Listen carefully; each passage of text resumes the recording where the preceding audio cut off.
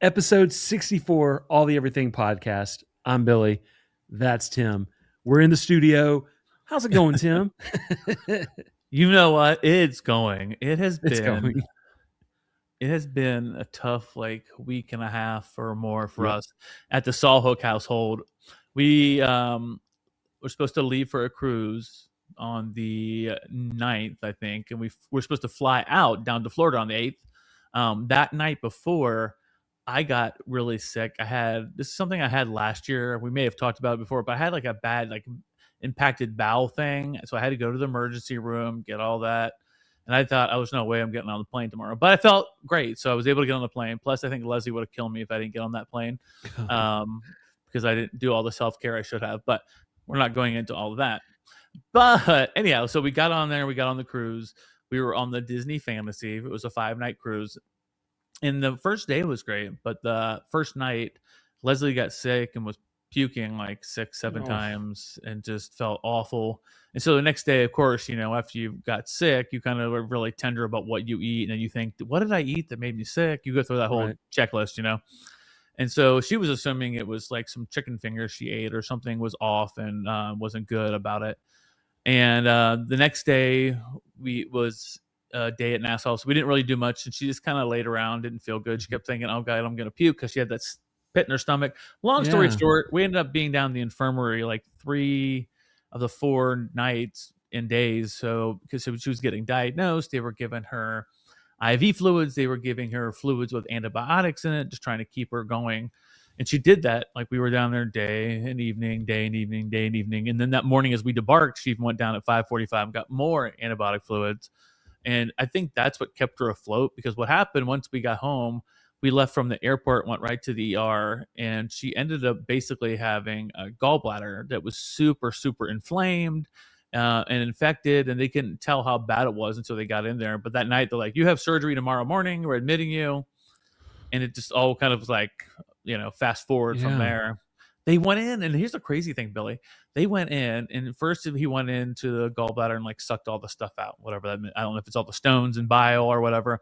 But then he said he went to use his tools to grab the gallbladder and bring it out. He said it was melted. He couldn't even touch it. If he wanted to grab it, it just fell apart, all over the place. And he was saying, he goes, it's not the worst one I've ever seen, but it's in my top 5. And he said it was surrounded by abscesses. So basically, she was about to go septic if we hadn't gotten her to where. So it's been a nightmare. We finally got home from the hospital on just a day and a half ago. Yeah. And so she's resting quietly upstairs while we record, and we have a doctor appointment to go to today, and just a recovery. It's going to take some time. The surgeon. I can't talk. I think I said surgeon. I don't know what I said. Anyhow, the surgeon did say, even knowing how bad it was and everything she's going through, that within 2 weeks or and a half, she should be back to full energy again. So we know the recovery will happen. It's just taking time with all the medication and the rest and the soreness and everything that goes with the surgery. So, but thank the Lord, she was taken care of, that we were able to even get back, because they originally wanted us, Billy, I don't know if I told you this, they wanted us to leave straight from the ship and get in an ambulance and go right to an ER there in Port Canaveral. Oh, wow. And Leslie's like, I just want to go home. And I'm kind of glad we made it home, thankfully, because if not, we would have been down there for 4 or 5 days in the hospital, no real home base or anything. So I'm just thank the good Lord that we made it home safely. The surgery went well, and then just prayers for recovery. Absolutely. Well, I'll tell you, we've been praying for her, and every night when we do our little Bible study, we do prayer requests. And every night, we got to pray for Miss Leslie. Oh, God bless. That's so sweet. Yeah.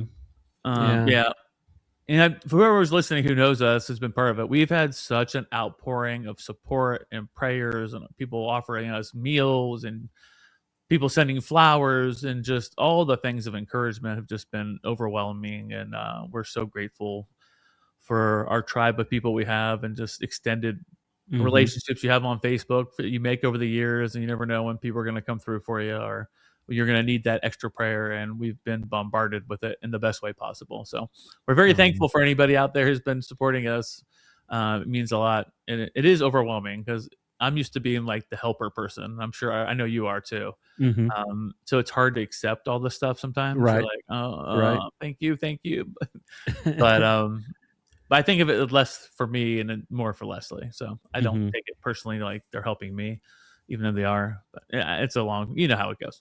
I know how it goes. Um, Yep. I'm talking myself in circles. So that's what's happened for me in the last half a week and a half. Yeah.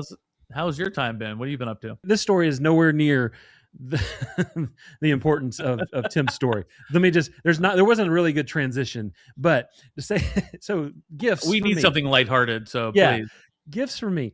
So I found this camera that I really really want, right? Okay. It's a Sony A7C2. It's a Okay. hybrid camera, 33 megapixels. So a hybrid camera. So it's usually when you have cameras, you have some that are more focused on video, like Yeah. movie taking, and you have some that are focused on photography. This one's the best of both worlds, Oh, okay. and so looking to upgrade my equipment for the podcast for you all, Whoop, um, whoop. but al- yeah, but also looking for something that I can take when we go to Alaska and get those beautiful pictures of the whales jumping out of the water majestically, you know. Yeah, And so that's cool. after hours and hours and hours online doing research and different things like that, I finally decided what camera I want. The problem is it's the cost of a small car, used car. and so yeah, I can cash in my father's birth anniversary gift Oh, for yeah, that, yeah. which I will, in Christmas, and because that's what I would rather have. I would rather have something that I More want. tangible. Yeah. Yeah, exactly. And so cash in all my credits for that, but then also I don't want to um, I don't want to spend that much money on something without kind of offsetting a little bit more than Yeah. than just because you have to buy lenses and you have to do all these other things. And so Oh, yeah. Michelle she gets really anxious, I guess, with clutter in the house, right? Oh, So okay. that's one of the things that she gets really anxious about. Um, and so, having two little girls and just there's toys everywhere, there's just stuff everywhere, right? Yeah. And so she watches a lot of videos online about people like organizing and downsizing and things that give you joy you keep, and whether it's clothes or Oh, like yeah. all that kind of stuff. Like she loves those type videos. And so I tackled the media room upstairs. So Oh, I we are saw going this online. yeah, we are Oh, going through. I went into the attic. I've pulled wow. if nothing else, it is organized now. But I'm taking stuff that I haven't seen in years, and I'm putting it on Facebook Marketplace, right? Yeah. And so we're getting stuff out of the house to make less clutter. Mhm. And so the girls are selling their Barbie dream house because they haven't played with it in years, and it's Wow. huge and stuff. And so we're selling that. They get that money though. That doesn't go towards my camera because so they want that money put in their bank Sure. account. But for I'm selling, y'all. I am selling my basketball card collection. Wait, what? Yes. Why are Okay. you selling So that now for? I am selling that just because it is huge. It is this huge box of just stuff that I haven't opened in years.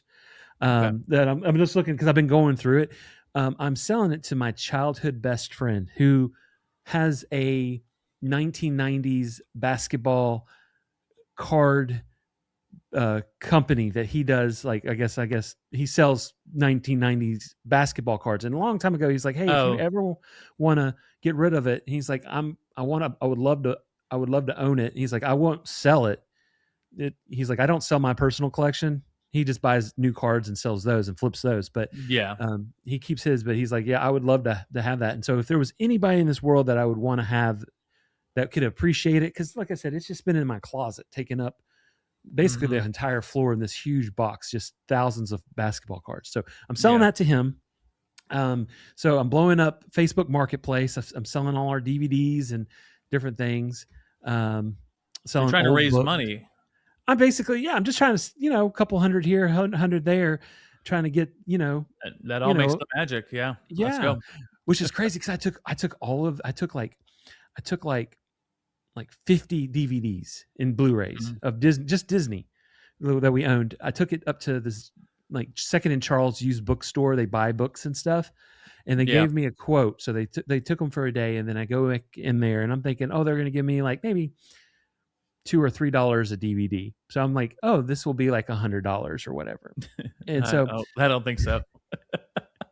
he goes, that'll, I'll give you $50 store credit or $30 cash. And I said, I'll take those back. I'll take those back, please. Thank you No, very thank you. much. Those are some like unopened Blu-rays that are just like if you bought new, it's $30, just one of them right there. And Yeah. so I was like, yeah, no, thank you. And so I put them on Facebook Marketplace and online last night, and I've already sold like 40 of them, and for $5 each. It's still pennies on the Nice. dollar, but still a lot more than Second and Charles offer me. But it's been kind of fun, kind of doing this yard sale kind of thing. Yeah, that's cool. That's cool. I like that. Trying to do all this stuff. And so that's been my adventure the last couple of days, just kind of reorganizing. I'm looking at a juicer and a waffle maker over here and all this other stuff in my office. We'll get it out of the house and get Michelle Oh, happy. So, wow. and Okay. make a couple of dollars. So that's what I've been doing. It's all about making some money and That's making right. that woman happy. That's right. You kill two birds with one stone, as they say. But we're not trying to kill Michelle, though. No. Oh God, no. That's what it sounded like you were saying. Like you wanted to kill her with a stone. No, I I'm want fine to with you bring kill her two joy. birds. I want to bring her joy by killing a bird, but not really kill a bird because that would make her angry. But it would make me happy if you kill. No, I'm just kidding. I don't like birds, but I'm not trying to tell people to go kill them. That either. is true. You are very anti-bird, and we are just running around in circles. But I say all that, we have an amazing episode planned for you all today, so I think we should just rock and roll. Well, there ain't nothing to it but to do it. Are you ready, my friend? You better believe it. Let's get into all the everything, y'all.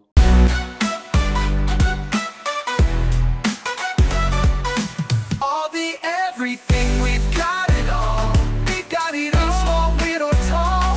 So grab your snacks, sit back, don't stress. Cause Tim and Billy talk about the randomness. Formation prone to UFOs. We'll take you where the weirdness goes. It's two guys talking way too loud about stuff that makes no sense, but we're kinda proud.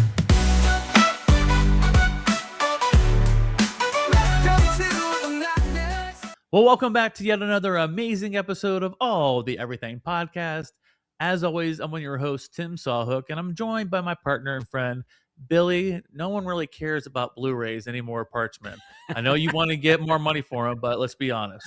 Yep. Let's be honest. Only a couple people are collecting them. Nobody else really wants them. So take them to secondhand Charles or whoever that guy was. Get some $10 worth of store credit and just be quiet about it. Parchment. Parchment. There you go. Like you said, we've got a fantastic episode ahead of us. And so, Billy, let's lay it out for him. What are we talking about today?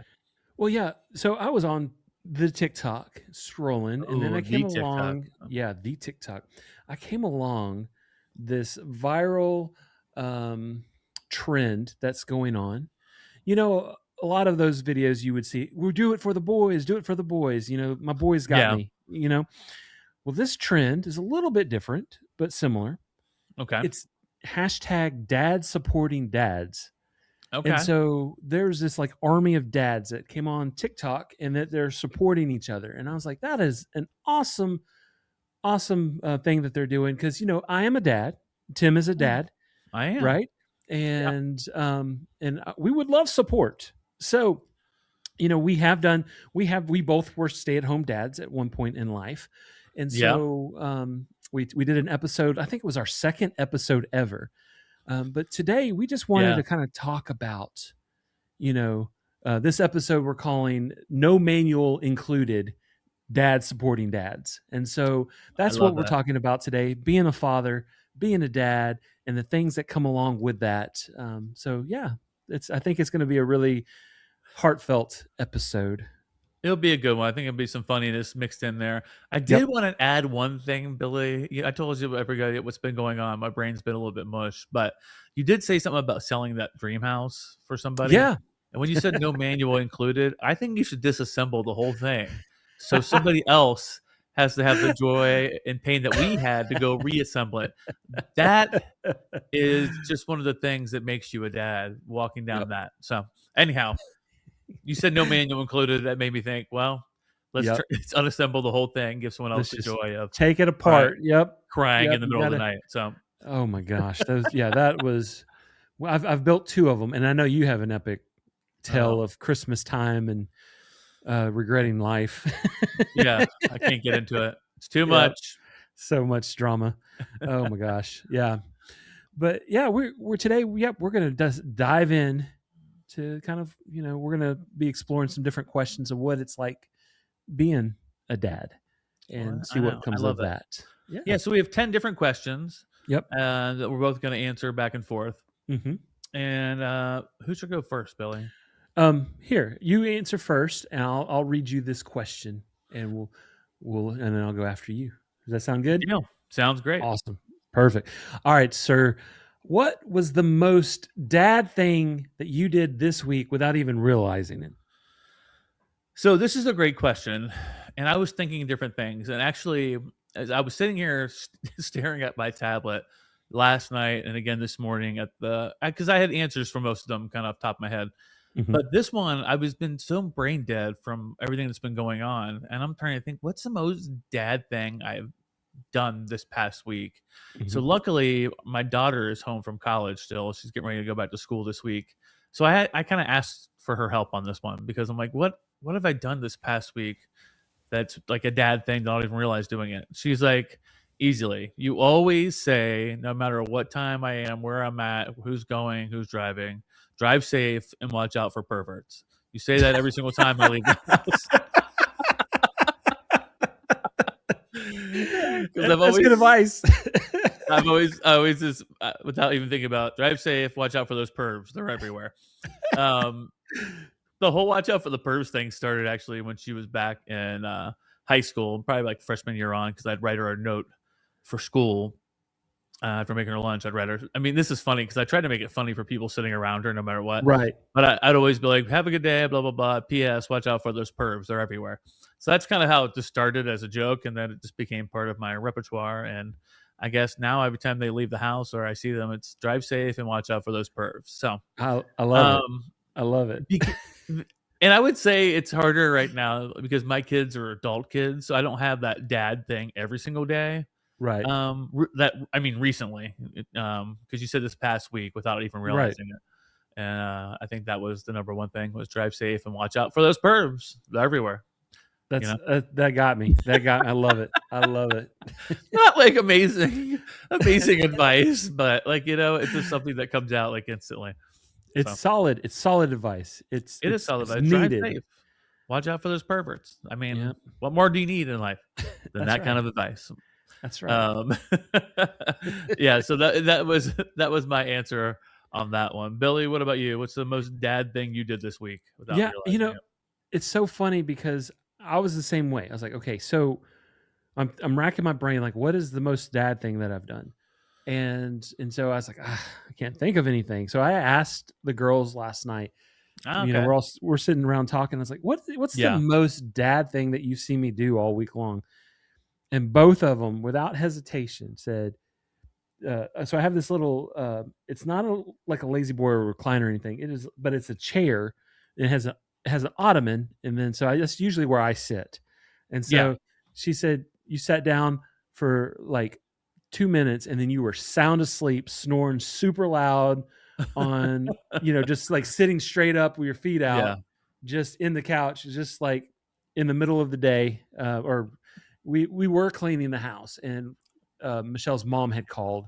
And so everybody sat down for a second, and I just sat down, and I guess I was exhausted or whatever, but I was sound asleep, just doing, got my socks on, got my pajama pants on, just dadding it up in my chair. So they both said that. I was like, oh, okay, that plays. No. I thought you were going to also say that they were like, you were sleeping. You were like, no, I wasn't sleeping. I was just sleeping. That's a dad thing. I do that a lot. Thing. Yeah. And like, no, I didn't fall asleep. I heard everything y'all said. Yeah, I was asleep. And you're like, you were snoring so loud. I usually sleep with a CPAP and stuff, Yeah. and so I don't snore at night, which is great. But no CPAP there. No, God bless. that's hilarious. Yep. That's a universal dad thing. Yep. Sit down for a second, kick your feet up, and then next thing you know, you're out. Cold. Yeah, I feel that especially after this past week. I've been so tired after I slept at the hospital for 3-4 nights, and so I feel that exhaustion this week for you, Billy. But that is such a dad thing, just sitting back and then start snoring. And they probably videotaped it, so there's probably videos of you somewhere. Oh, I'm sure there's quite a few videos out there over the days and years. I love it. Yeah. All right, that's a good start. I like that one. Thank you. I'm going to read the first one to you this time. Okay, sounds great. So, what is a rule you enforce like it's law, even though it probably doesn't matter at all? Absolutely. This one, immediately I knew exactly what I was going to talk about with this question. Okay, so in our car, in the van, I don't know what it is, but these girls getting in there, I could clean the van out, be completely clean, and then it is like a hurricane went through when they come in, especially after school, like throwing all their schoolwork or different papers and stuff like that. But on top of all that, they always leave their water bottles in the car. And so when it's time for me to find those water bottles at night to make their lunches and get them ready for the next day, they're always in the garage in the car. And so I've established a firm rule that you have to get everything out of the car when we get home from school. Do not leave those water bottles in there, because I have gone up and said, okay, you got to go out and get your water bottle after they've already been tucked in bed. Nope, got to get up and go get it. Yep. It is a rule that drives me crazy. And so that is my it doesn't really matter kind of rule, but it matters to me kind of rule. I completely get that. Yeah.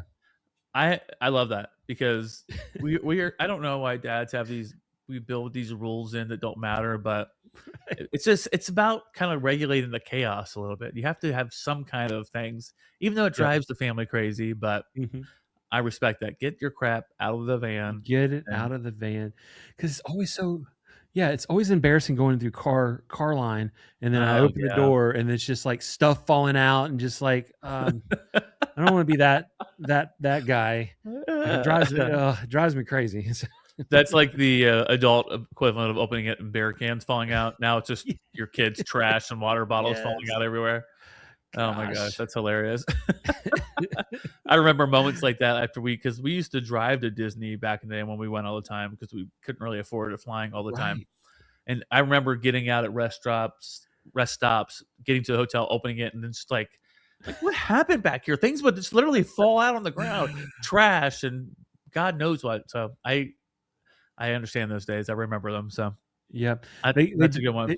They do get it honestly, though. I will say this. There's not very many faults with my beautiful bride, but that is one thing that drives me crazy about her is her passenger side seat is just like almost full up. Like, it's just like, I can't ride in there. I can't do it.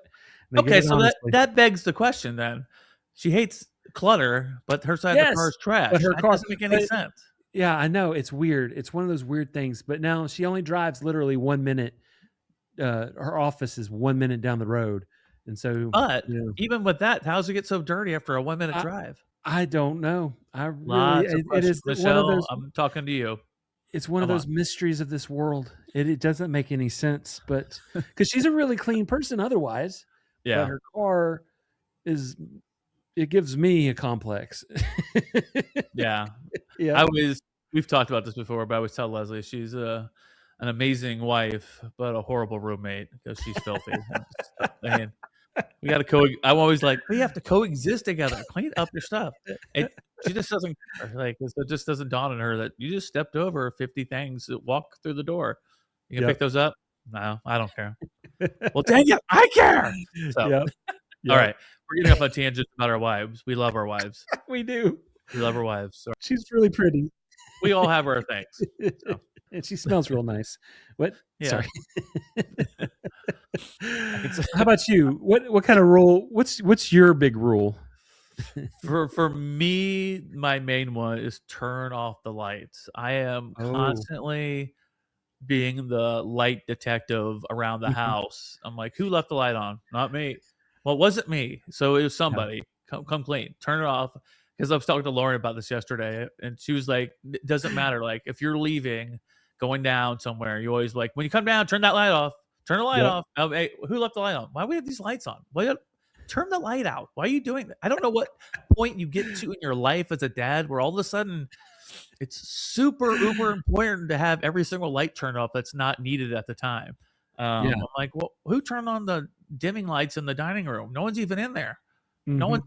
turn them off. No, nobody cares. So I'm constantly, and it's like I can't stop it, Billy. Like I cannot stop not telling people to turn off the stupid lights.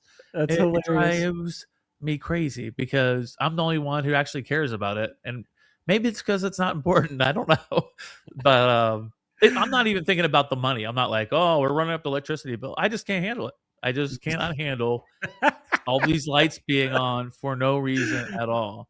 Uh, you know what, Billy? I take it back. I know why. Because anytime my light goes out, I have to change them all. Nobody else That's has ever true. changed a light bulb in this house but me. So that's probably at the core of it. I'm just so sick of changing out these dang light bulbs that burn out everywhere, and I'm not even one who had to do anything with them. I feel myself Yep. really escalating here. You're like, "I'm getting really sweaty just thinking about all these lights that are on in the house right now." Now I'm looking at the lights around me in the basement, like, should I turn that light off? I don't know. Um, no, but for me, for sure, it's the light thing. Like Oh, that's a I dad enforce thing it right like there. it is all about those stinking lights. So Yeah. Yeah. That's, I will say in our household, Michelle's I I don't leave lights well, I mean, I take that back. I probably do leave lights on more than I should. Michelle is the one that's more strict about the lights and stuff, but, yeah, I probably should do a better job. I mean, it's not horrible. I will turn off a light, but there's been times where I'll pull up at night and I'll be like, "Oh, I left my bathroom light on because I can see it because it's in the oh front of the yeah, house." It's like, "Dang it." yeah.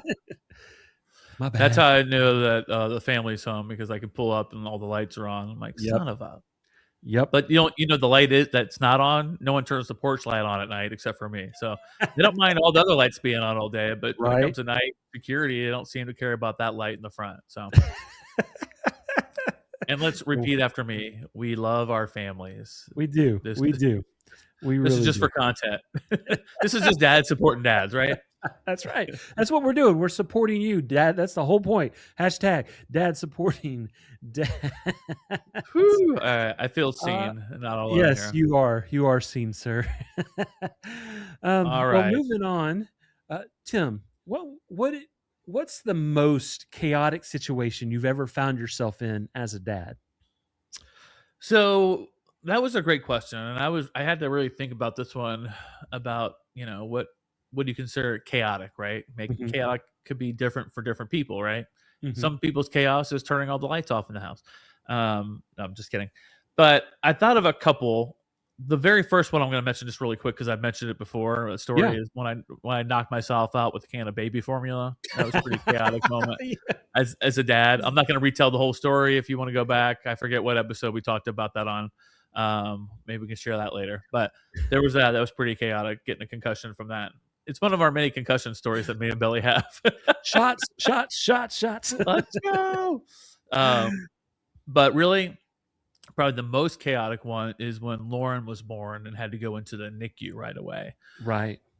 because she was born early because Luke came and jumped on mom's stomach because he was a crazy 2-year-old, boy. They're Mhm. nuts.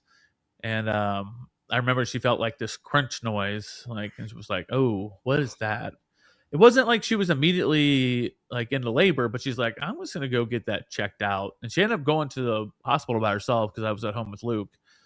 And anyhow, they did all these things to keep the baby and ended up having a premature birth. And um, yeah, she was really small. They kept her in the NICU for a week, and it was so hard watching her be hooked up to all those wires. This little Yes. Mhm. teeny thing connected to so many different wires and tubes and things. And I mean, I know all those things were important about keeping her safe and healthy and checking on her and stuff like that.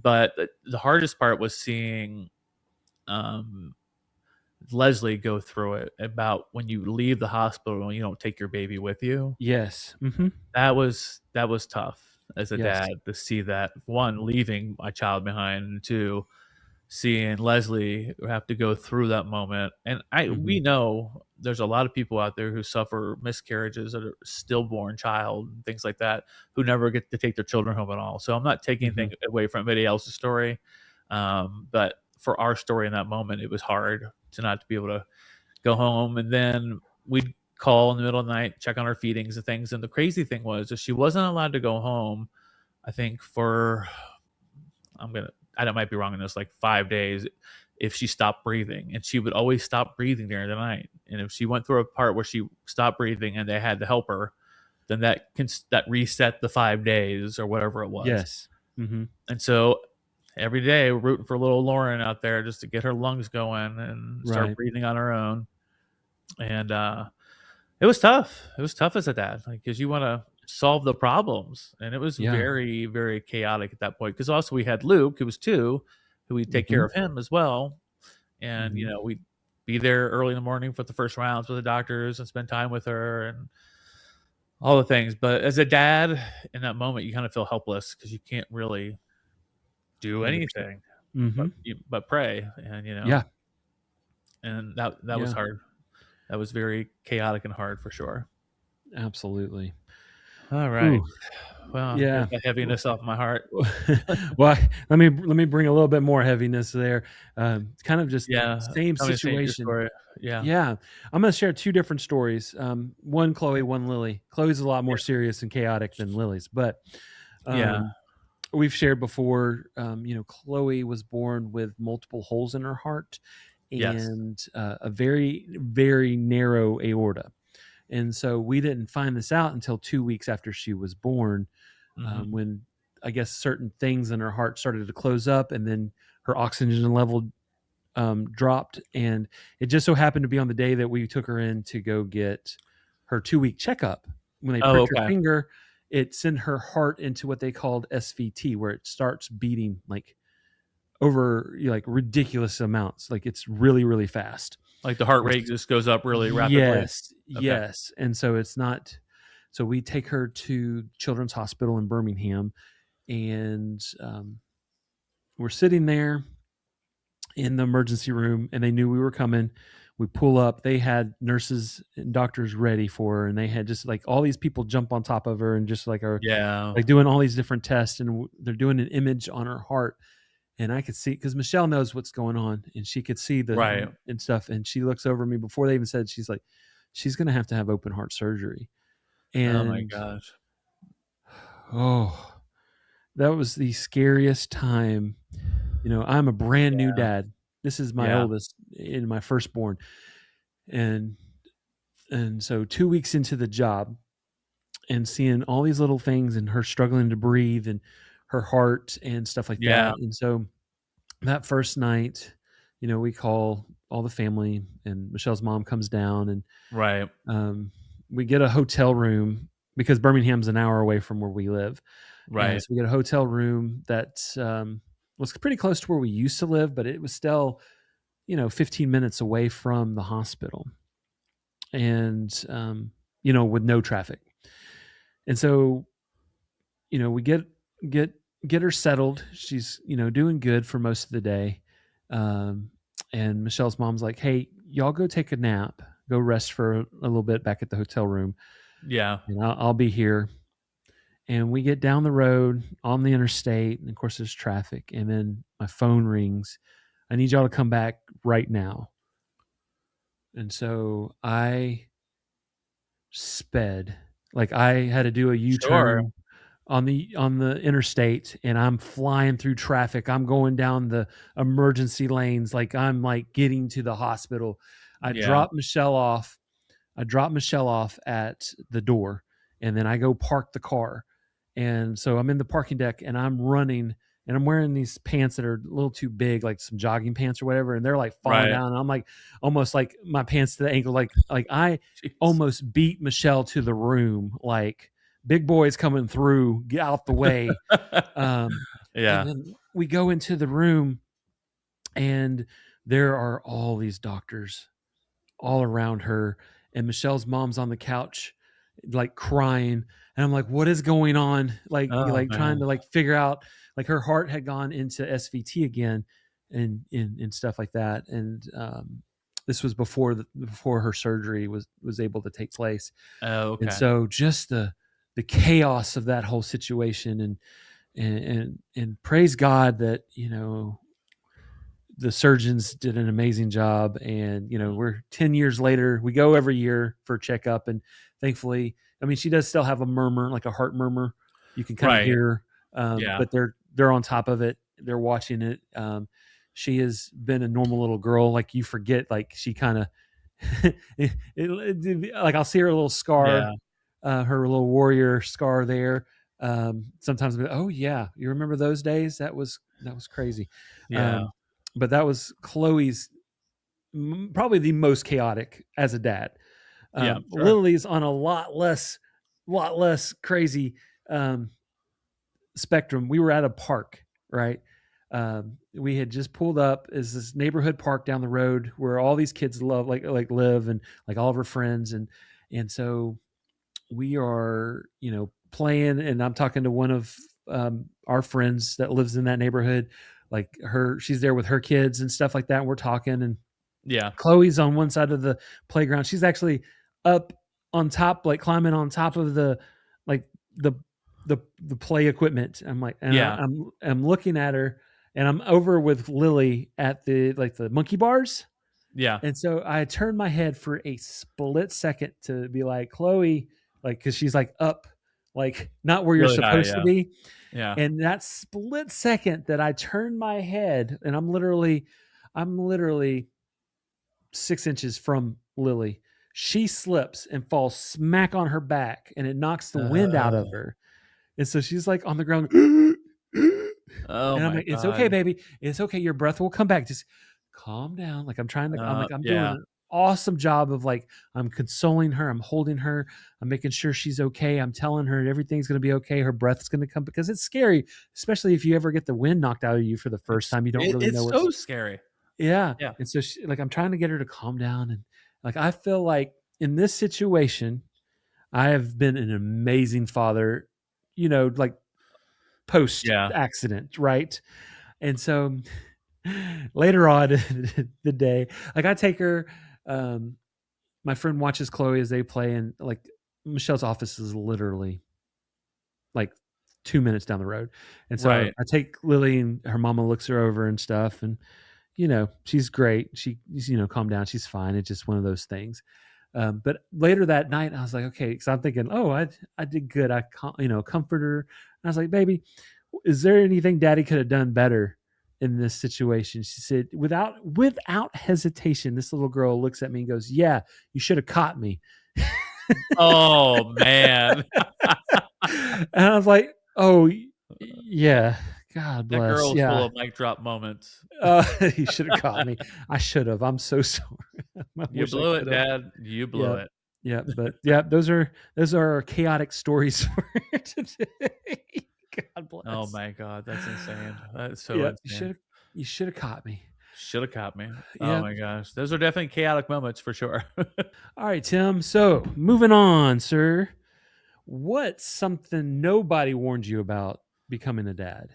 So what's that one thing that you found out? Oh, it's on. Yeah, it's on. I thought about the simple things at first, like changing diapers and assembling Mhm.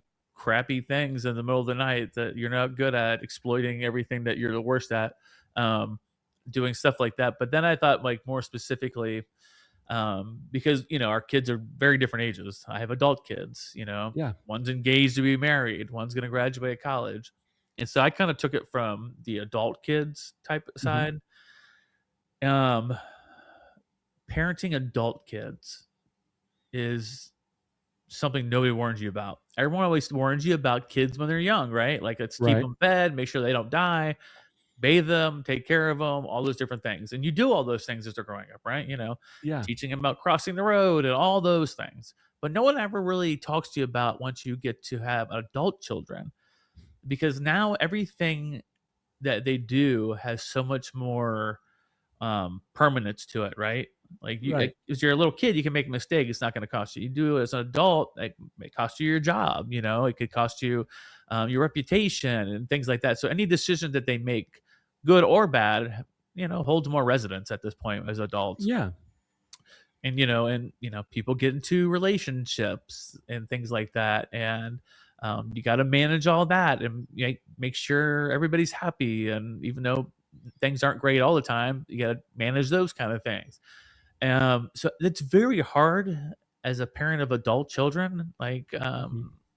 It's tough because you want to give them the best advice, and they're to the point now where they don't always listen to the advice, right? They're starting to form their own opinions, and which is totally fine. You want them to have the independence and thinking and things like that. So there's almost so much pushing you could do as an adult parent with kids.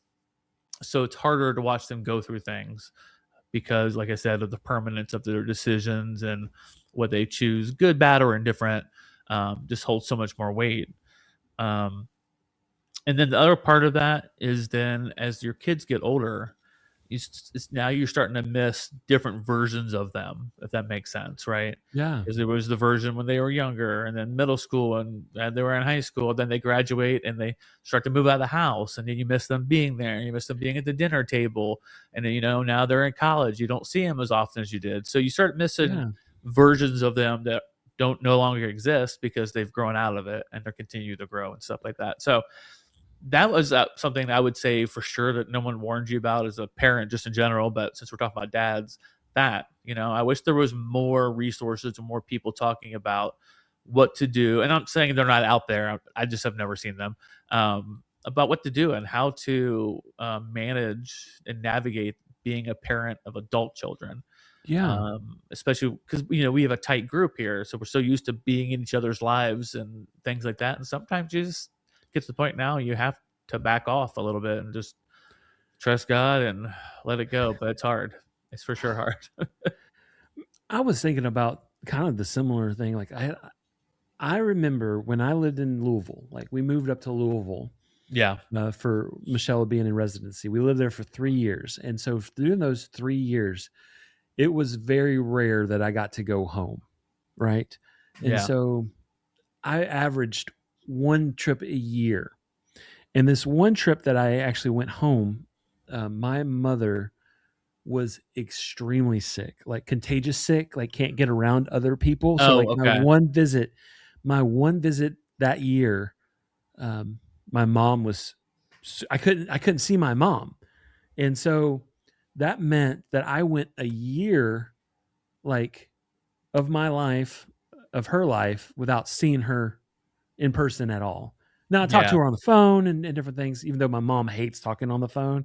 Like I Right. can call her. It'll be usually like a 5-10 minute conversation at the most. She hates talking on the phone. She will not FaceTime either at all. But that's just, just something like she did. But like, just kind of thinking about that, like as a father, with little ones, like, of course, mine are 6 and 9 right now. Right. And so, but I'm just thinking like when they're adults, I'm not going to see them every day, you know? Yeah. And Yeah. so, and that's how it's supposed to be. I have, Exactly. but it's hard for my little heart, Yeah.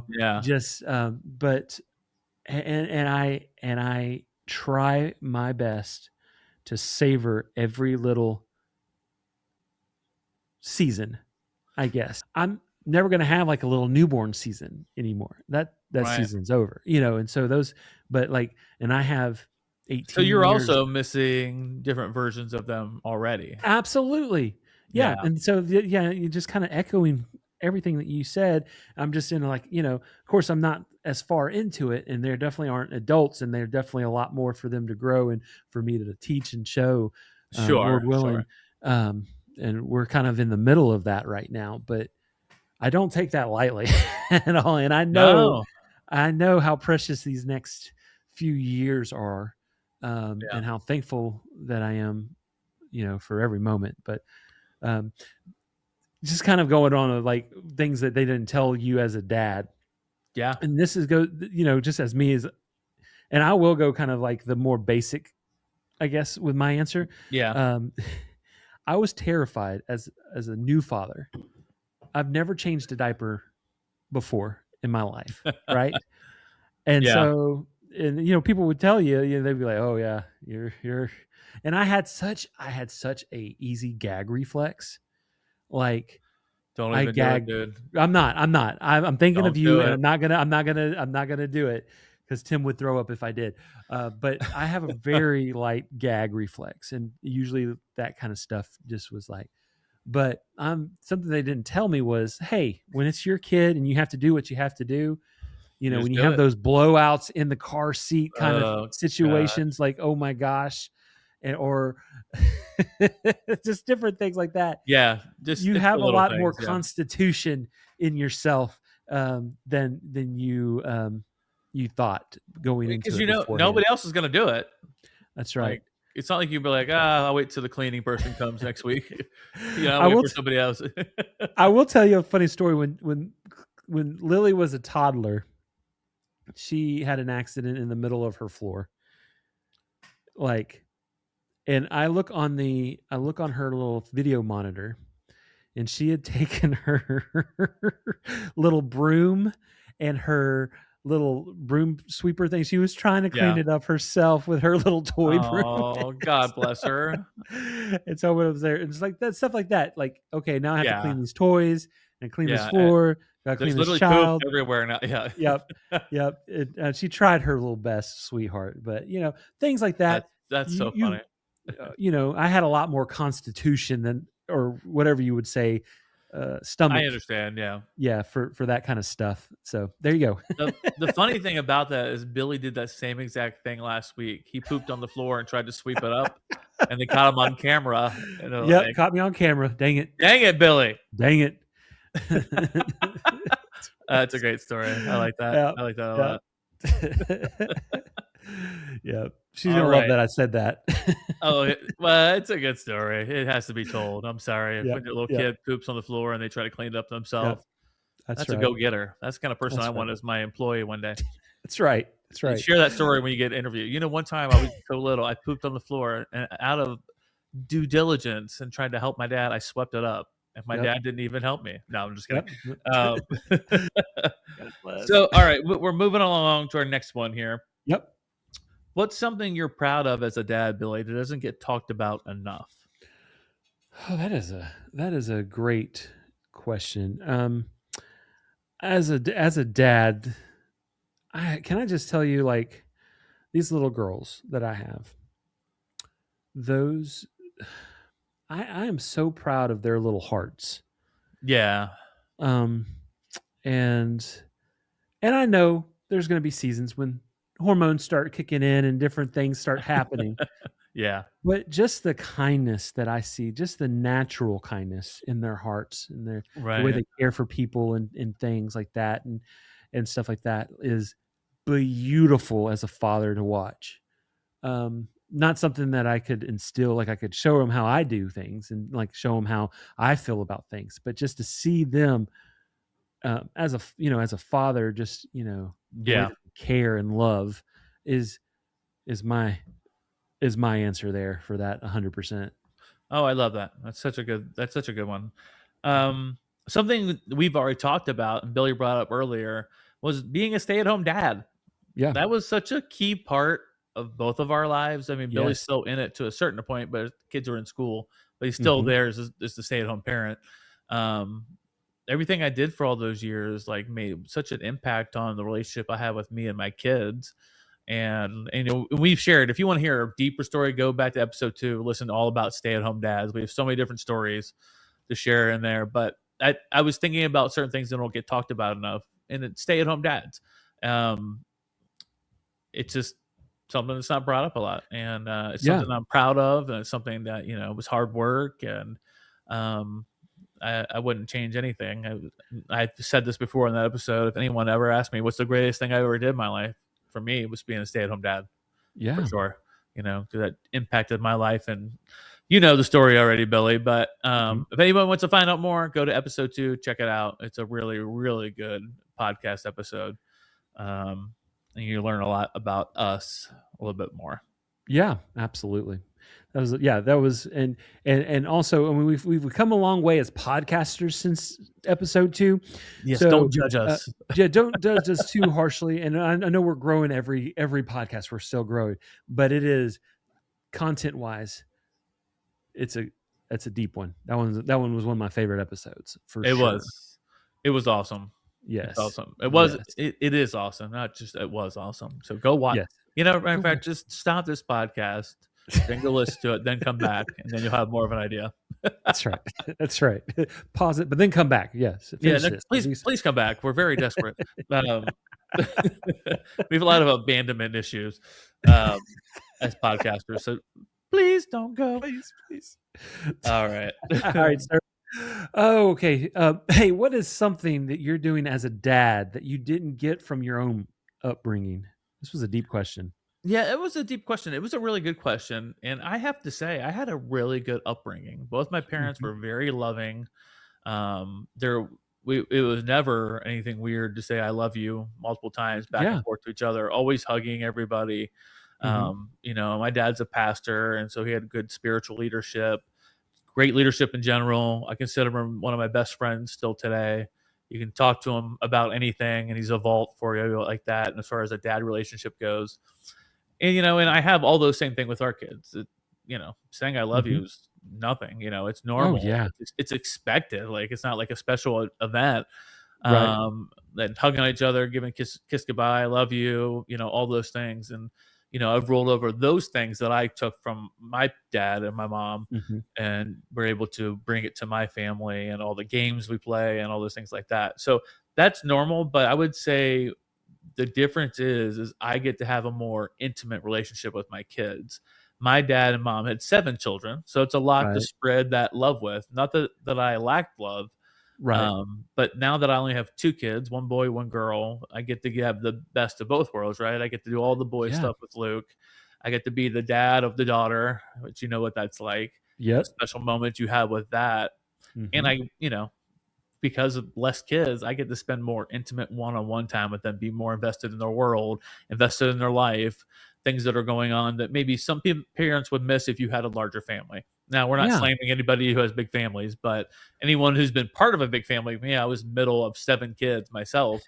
Um, there's a lot to be desired for attention, and because you're just smack dab in the middle and things like that. So Yeah. for me, for sure, is I got a lot of the same things from my dad that I'm really proud of, but I've had the chance to be in more intimate relationships one on one with them than my parents probably, just because they weren't able to.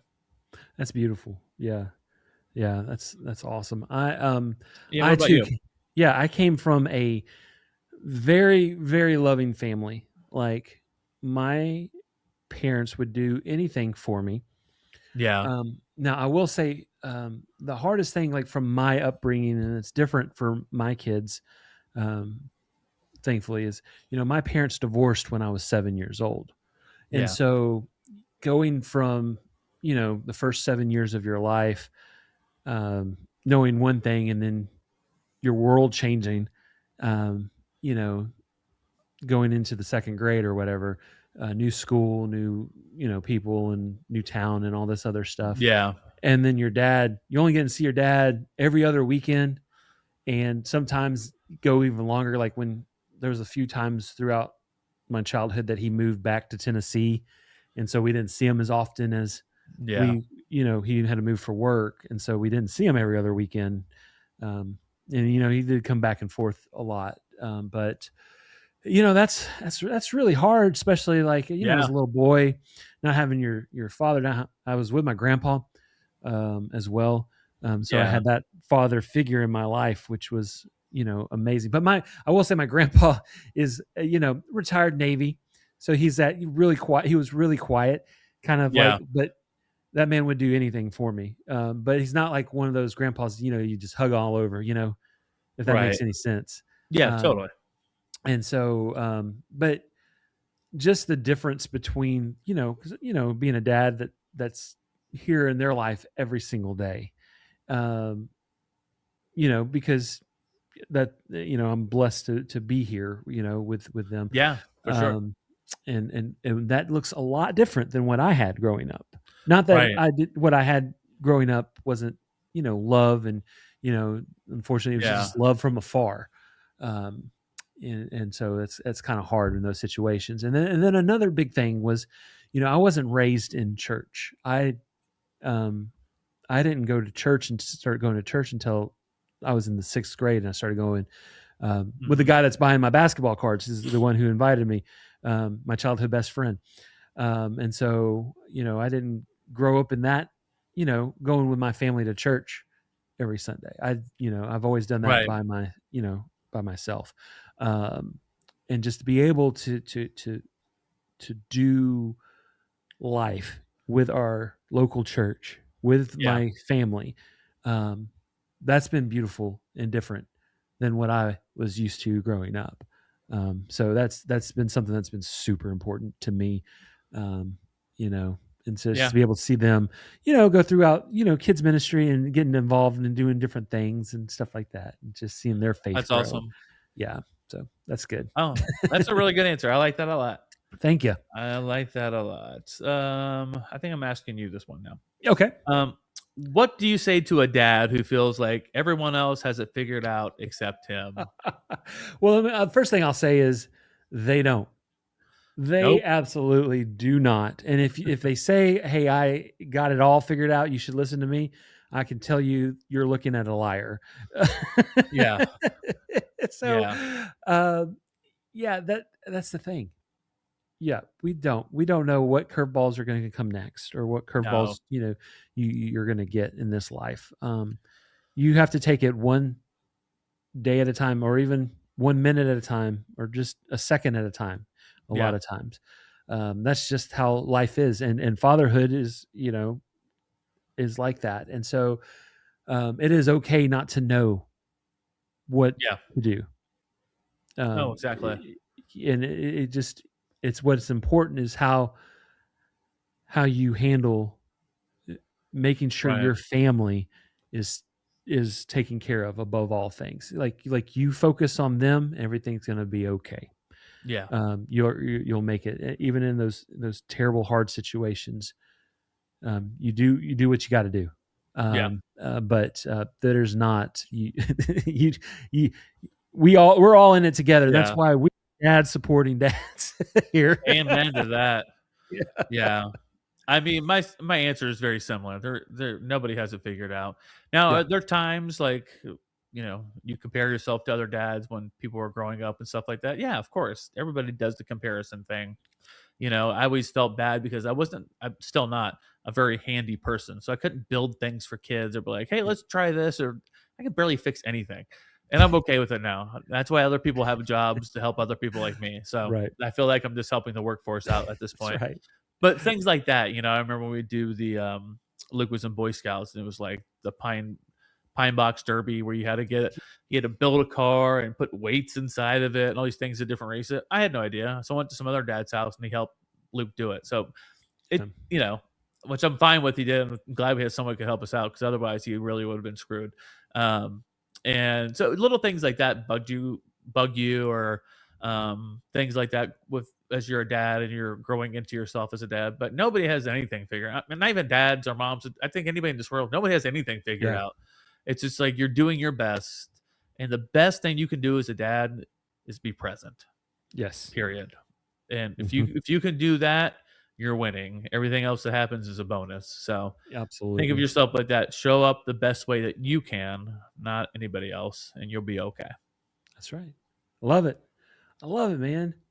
I love you, Um, man. I love you, brother. Ah! Billy. Um, all right. Let's see. Okay, so moving on. The world's going on. Okay. I don't know. What moment made you realize your kids need you in a deeper way than just providing? Good question, Billy, and I'm glad you asked it. One of the things I have a couple of things I'm going to mention pretty quickly in succession here. Not big long stories, but the first thing I had is being with adult kids emotionally, which I kind of talked about that just a Mhm. moment ago. So emotionally being for them as they try these new things out in life, and like Mhm. helping them through those steps and making sure they're okay, and letting them know they'll be okay, that mom and dad have your back if something goes wrong. You can always move back in. We can help you financially, things like that. But just being there for them in different weird moments of their life where they need that support. So, two quick stories about the kids. When Luke was, I don't know if it was first or second grade. It was probably like second grade. And every one of those classes has the bully, right? Yeah. It was, I think the whole story is about creating an app, and I want to create an app for this. And I remember, I think Luke said, "Well, my dad can help me create a website or whatever." And this person just totally made fun of him in class, bullied him about it. And Luke was so distraught about this kid, and he'd say stuff to him at lunch. And so, being who I am as a dad, I was like, well, that's not going to fly. So I would always come to lunch with them a couple times a week, come sit in there, maybe bring them McDonald's or whatever. So I Yeah. came to lunch that next day, and I stood right next to this boy, and I leaned down in his ear and I said, "I know what's going on and what you did with Luke, and it stops now." His face was so red, so much fear in his face. And I'm not saying you should bully other little kids, but I had got enough. I didn't yell at him or scream at him. I just said, "I know what's going on, and it stops now." And then I got a call later that night from the principal. It said that so and so came to my office and said he thought you were going to kill him. And I was like, "Wait a minute." I said, "Why are you calling out at me?" I said, "I didn't do anything. I just went in and I said, I'm Luke's dad," to him, and he knew immediately because he felt guilty for the bullying, and that's why Yeah. he's saying these things to you. And she's like, "Oh, that makes sense." I'm like, "That's not the truth, but yeah, I'm glad it makes sense for you." So being there emotionally for him that way. And this quick story with Lauren. I was a stay-at-home dad. I think I mentioned this before in the episode, but Leslie obviously couldn't come because she was teaching, and they had a dance exercise class that day for like mommy and me. And I Mhm. showed up in my workout gear, started working out with her, and Lauren was so humiliated and so sad that she ran away. She wanted nothing to do with me at that point. But I was showing up for them when they needed it in like a deeper way than just providing. I was gonna be the Yeah. mommy and me dance class. Yeah. Just show up, give it my best, and go for it that way. So a couple of little different things about just, it's not about providing. It's sometimes you just got to be there for them even when they don't realize they need it. And Mhm. again, I'm not saying you should go yell at kids at school, but I did what I did, and I don't feel bad about it. Yeah. Um, Did he stop picking on him? oh, sure as hell. Oh, yeah, good. It You was say another done. word to It Luke was about that. done. Oh my Yeah, gosh. I had to come in and regulate, and that was it. Regulators, mount Mount up. up. Oh god. Oh, that's so funny. Anyhow, Billy, what about you? What's the same question that you realize your kids need you deeper than a way of just providing as a Yeah. dad? One of the kind of reflecting on one of the questions that I answered earlier, just being able to, like I said, to go to church with my family Yeah. and to be able to, do our nightly Bible studies as a family and to pray together. That has meant more. And I will say that, as far as we've always done church and stuff like that, but just being intentional now that they're a little bit older, and we just recently started like this family Bible study at the night. And I could just tell you, like, for me personally, in my own like faith, walk, just being able to do that with my kids has Yeah. been so good for my soul. So beautiful to see and to have them, you know, have them want to pray because they've always been so shy and never wanted to, and just to be like, "Oh, I'm going to Yeah. pray tonight," or just different things. To see them, come out of their shells and like faith and just kind of grow, just steps. Yeah, for sure. That has meant more to me than Yeah. Also, of course, obviously providing for them, make sure they have a safe place to sleep Oh, and eat sure, and all right. that. But like spiritually, that's just Yeah. oh, That's deeper, yeah. oh my Yeah. gosh, it's been good for this daddy's soul. Yeah. Yeah. I used to love our kids when they were younger and to the younger missionary, younger mission things Yes. they used to do and stuff like that. Matter of fact, this story is really funny. So when our kids were growing up, this is really fast. We always taught them the appropriate names for the body parts. You know, we didn't call Sure. it like Very important. Very important. a wham wham or a hoo hoo or whatever. So Lauren knew she had a vagina, and she was very proud of that. And we'd come out of church one time, and Pam was her name, and she said, "Well, Lauren today said she was very thankful for her china." And we're like, "What?" And she's like, she couldn't say vagina, she said china all the time. So she told me that she told Jesus, "I'm very thankful for my china." So seeing them in those innocent moments, praising God for their body parts, it was just freaking hilarious. We laughed so hard. We're like, "Oh, Lauren, there's some other things you said you could be thankful for besides your vagina." But you know, that was on her little heart at that point. So That's it was right. That's what she was feeling. Yeah. yeah, That's she was sweet. praising God. That's So. right. Oh my God. Oh man. All right, Bill, we got a couple more left here. Yes, sir.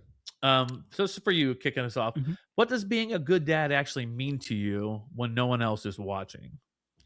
You know, that's just. I mean, that's parallel that again with my walk with Jesus, right? Yeah.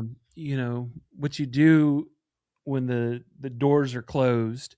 You know, speaks to who you are, right? When nobody's looking, Right.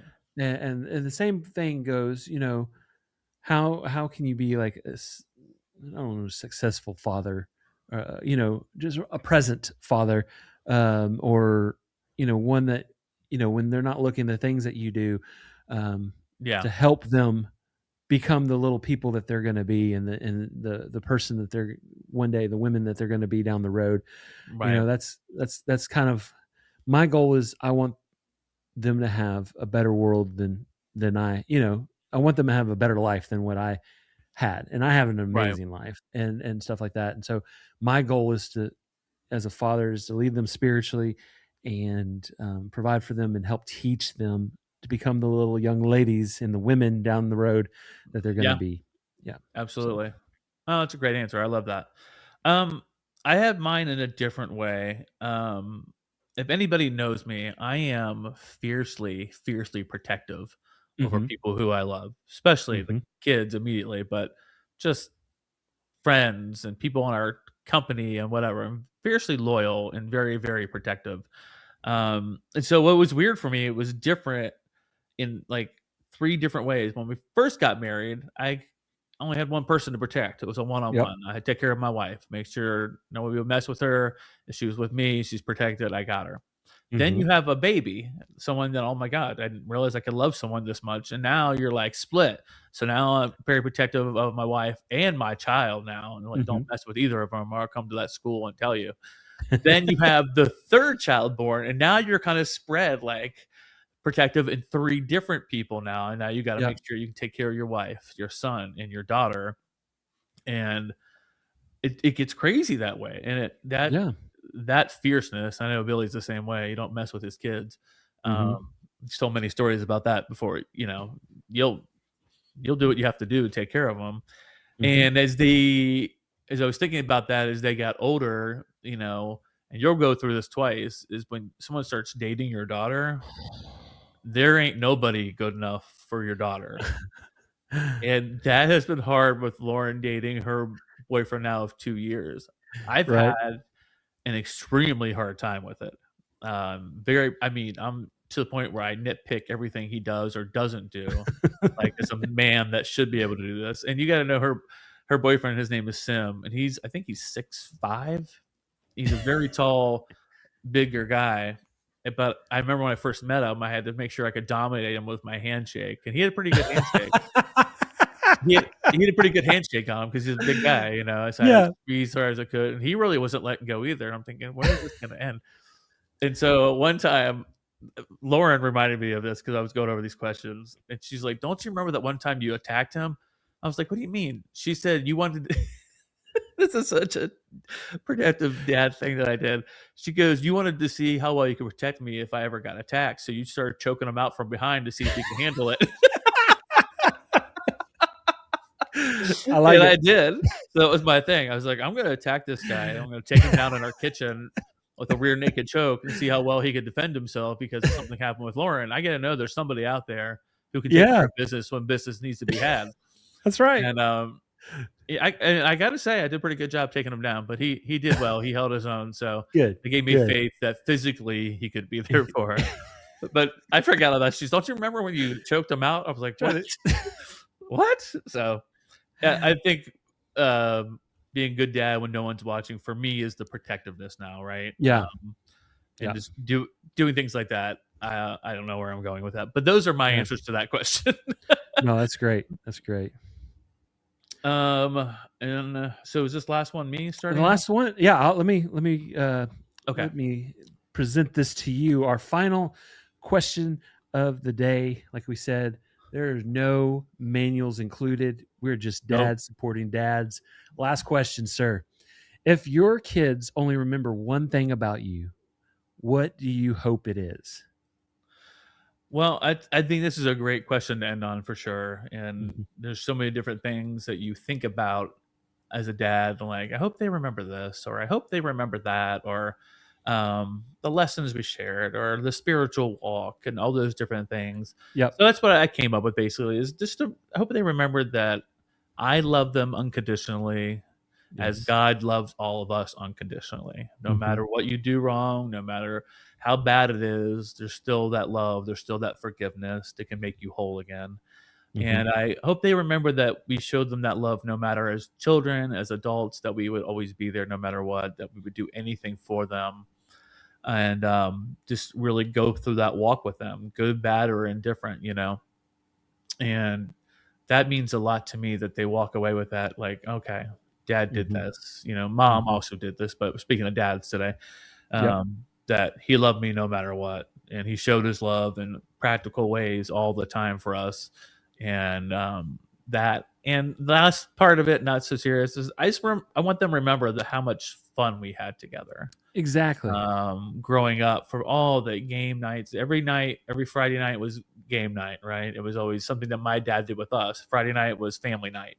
So we'd either play games or get snacks or watch movies or whatever. So I instilled that right away as I go over and did family night. We'd wrestle together and get food and do all the different things you do with your kids and stuff. So I want to remember all the trips we went on and how much fun and how hard we laughed together as well. I would love them to remember that.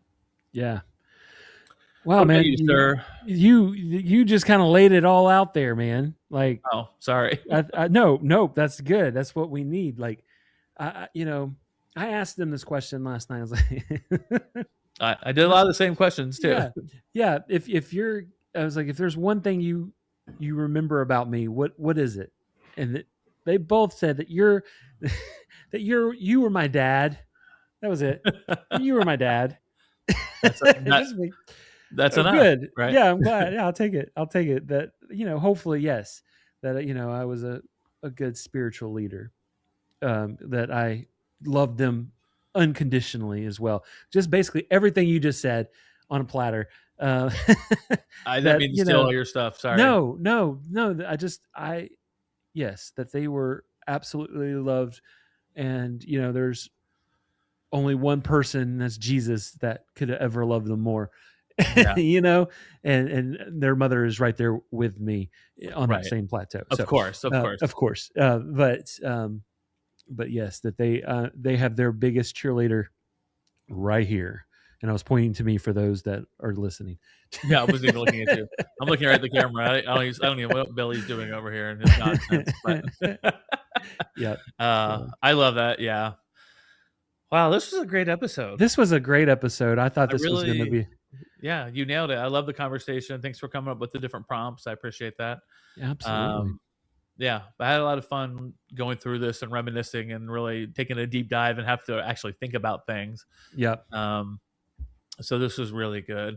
And if you thought it was really good, please leave us a 5-star written review. Tell us about it. How much does it mean to you about these relationships? And if you want to chime in, tell us about things as dads out there that you're proud of. Billy, where can they find us at? Yeah. Head on over to Facebook. Type in All the Everything Podcast. You'll see us right there. We're going to be doing a lot of, like I said, this has been a big TikTok trend dads supporting dads, and so we'll be doing a lot of TikToks, talking about dads this week, and so being dads, and so hopefully get some of that community up in here. Up in here. So if you're one of those dads supporting dads on the old TikTok and you came over to check this whole thing out, thank you so much for stopping by. Yes, we really are. And we would love for you to be part of our community. Just a couple of guys doing a podcast that doesn't have a niche, because no niches is our niche. That's right, baby. That's right. But yeah, Instagram, TikTok, we're on all the socials, so go check us out. Yeah, make sure to check him out. Billy does an amazing job on all the socials, on YouTube Shorts, TikToks. He's killing it out there on the regular basis. So thank you, sir. Thank you. But anyhow, thank you guys so much for joining us again for yet another amazing episode of All the Everything Podcast. I hope you have a great day, and we'll see you next time. Bye, y'all.